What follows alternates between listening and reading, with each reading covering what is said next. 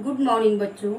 आज मैं पूजा हिंदी रचना से अभ्यास 9 पढ़ाऊंगी।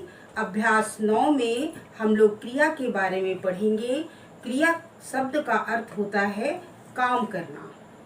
क्रिया की परिभाषा है जिस शब्द से किसी काम का करना या होना प्रकट हो उसे हम क्रिया कहते हैं।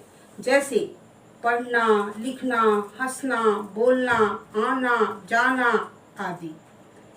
क्रियाएं दो प्रकार की होती है, सकर्मक क्रिया और दूसरा है अकर्मक क्रिया। अब सकर्मक क्रिया का मतलब होता है यहाँ स का मतलब होता है साथ और कर्म, यानी जिसके साथ कर्म हो, अर्थात जिस क्रिया के साथ में कर्म हो वो सकर्मक क्रिया कहलाएगी। यानी जिस क्रिया में कर्म साथ में हो तो उसे हम सकर्मक क्रिया कहते हैं। और अकर्मक क्रिया, यहाँ देखिए, यहाँ अ को अलग कर दीजिए और यहाँ पर कर्म है, यानी कर्म के बिना जिस क्रिया में कर्म साथ में ना हो तो वो कैसी क्रिया कहलाएगी? अकर्मक क्रिया कहलाएगी।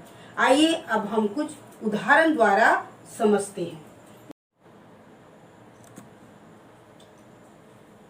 मोहन आम खाता है, तो खाता है क्रिया हो गया और मोहन हो गया कर्ता और कर्म हो गया आम, तो क्रिया के साथ में कर्म है, इसलिए यह हो गया सकर्मक क्रिया।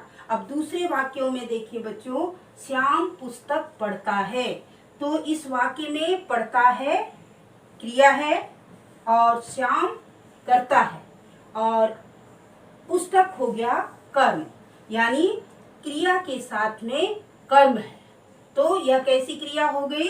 सकर्मक क्रिया। अब चलते हैं अकर्मक क्रिया में। घोड़ा दौड़ता है, दौड़ता है हो गया क्रिया और घोड़ा हो गया कर्ता, तो दौड़ने का प्रभाव किस पर पड़ा? घोड़ा पर, यानी कर्ता पर पड़ा, तो यह हो गया अकर्मक क्रिया।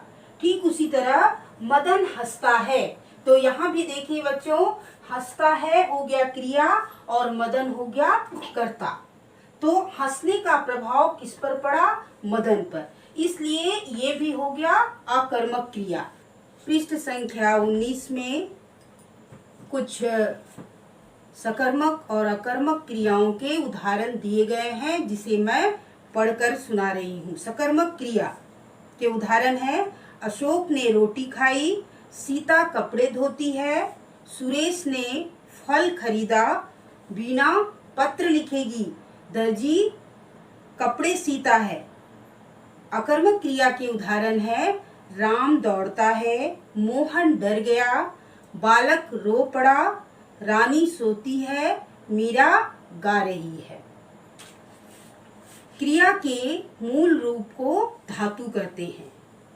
जैसे पढ़ना शब्द की मूल धातु पढ़ है, गाता शब्द का मूल धातु गा है, नाचती शब्द का मूल धातु नाच है। मूल धातु के अंत में ना जोड़ देने से क्रिया का सामान्य रूप बनता है। जैसे उठ जोड़ना उठना, बैठ जोड़ना बैठना, पढ़ जोड़ना पढ़ना, तो यहाँ कुछ और भी उदाहरण दिए गए हैं धातु अकर्मक और सकर्मक। जैसे उठ, उठ का अकर्मक होगा उठना, लेकिन सकर्मक होगा उठाना। चल का चलना चलाना। मर का अकर्मक होगा मरना और सकर्मक होगा मारना। निकल का अकर्मक निकलना, सकर्मक निकालना। ठीक उसी तरह से सुधर, सुधर का अकर्मक होगा सुधरना और सकर्मक होगा सुधारना। सो का अकर्मक सोना, सकर्मक होगा सुलाना। उसी तरह रो का अकर्मक होगा रोना और सकर्मक होगा रुलाना। पी का अकर्मक होगा पीना और सकर्मक होगा पिलाना। आशा है बच्चों यह अभ्यास आप लोग समझ गए होंगे। धन्यवाद।